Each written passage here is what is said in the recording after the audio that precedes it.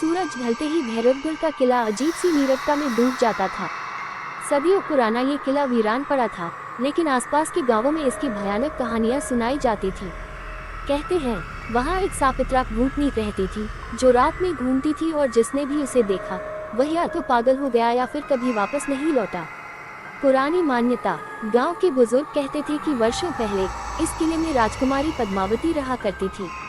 वह अद्वितीय सुंदर थी, पर दुर्भाग्य से पड़ोसी राज्य के राजा विक्रमसेन की काली नजर उस पर पड़ी। राजा ने धोखे से किले पर हमला किया और राजकुमारी को बंदी बना लिया, परंतु राजकुमारी ने अपना सम्मान बचाने के लिए आत्मदाह कर लिया। मरते समय उसने प्रतिज्ञा ली थी कि वह भैरवगढ़ की रक्षक बनेगी और जो भी इस किले में बुरी नीयत से आएगा उसका विनाश कर देगी। समय बीतता गया, किंतु लोगों का भय कम न हुआ। एक दिन गांव के एक निर्भीक युवक अर्जुन ने ठान लिया कि वह इस रहस्य का पता लगाएगा। गांव वालों ने उसे समझाया, पर वह नहीं माना। एक रात तलवार और दीपक लेकर वह किले की ओर बढ़ा।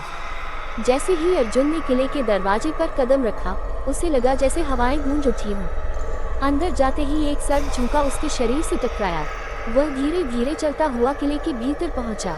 वहां की दीवारों पर जली हुई तस्वीरें थीं और अचानक उसे लगा कि कोई उसके पीछे खड़ा है।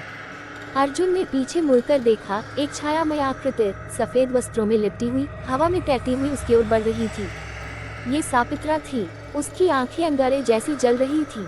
अर्जुन ने साहस बटोर कर कहा, अगर तुम सच में भैरवगढ़ की रक्षक हो तो अपने राज्य की रक्षा करो, निर्दोषों को मत डराओ। इतना सुनते ही सापित्रा रुकी। उसकी आंखों में आंसू छलक आए। वर्षों से वह केवल प्रतिशोध में जी रही थी, पर पहली बार किसी ने उससे प्रश्न किया था। धीरे धीरे उसका रूप धुंधला पड़ने लगा और उसके मुख से निकला, तुमने मुझे सत्य का बोध कराया, अब मैं मुक्त हो रही हूँ। अर्जुन ने देखा कि सापित्रा एक प्रकाश में बदलकर आकाश में विलीन हो गई। उसके जाते ही किले का वातावरण बदल गया। अगली सुबह जब अर्जुन गांव लौटा तो उसने देखा कि लोग आश्चर्य से भैरवगढ़ की ओर देख रहे थे। वहां अब कोई डरावनी छाया नहीं थी। उस दिन के बाद से भैरवगढ़ किला भूतहा नहीं रहा। लोग अब वहां जाने लगे और यह स्थान फिर से जीवंत हो उठा।